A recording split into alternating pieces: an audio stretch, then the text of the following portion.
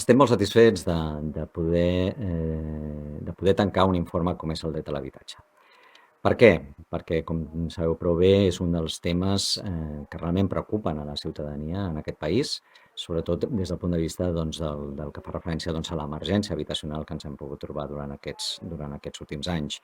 Aquest informe el que pretén és, d'una banda, saber d'on venim. Per tant, a partir d'aquí el que hem fet és analitzar les diverses dimensions que estan al voltant d'aquest dret.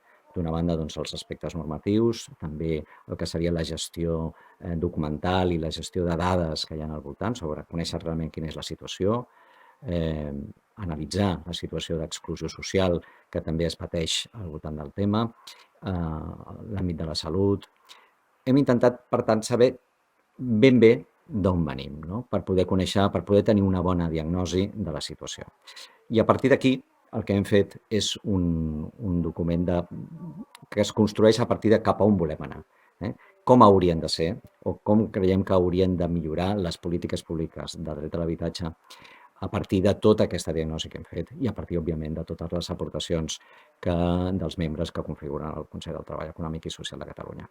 Per tant, aquesta segona part està reflectida en un document que és el de consideracions i recomanacions, bàsicament al voltant d'unes 140 recomanacions, en els quals hem tractat diversos eixos d'aquestes polítiques públiques. D'una banda, tot el que fa referència a la promoció de l'habitatge.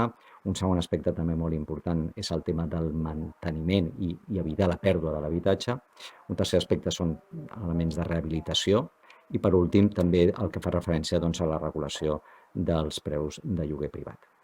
Amb tot plegat, el que intentem és aportar el nostre coneixement, la nostra capacitat de consens per part de tots els membres del Consell per tal d'ajudar i de donar suport al govern a l'hora de configurar aquestes noves polítiques d'habitatge que haurien de visualitzar-se durant els propers anys per precisament intentar fer que aquest dret a l'habitatge sigui el més efectiu possible.